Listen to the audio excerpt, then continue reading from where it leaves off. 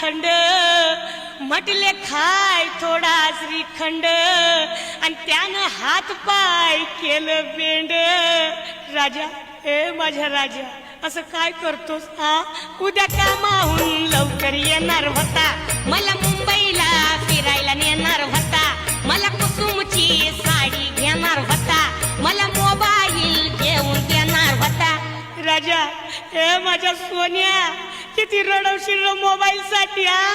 एकदाच देऊन टाक ना मला मोबाईल आणि होईना मोकळा. तुझा मोबाईल कुणी नेला आणि गेला बाई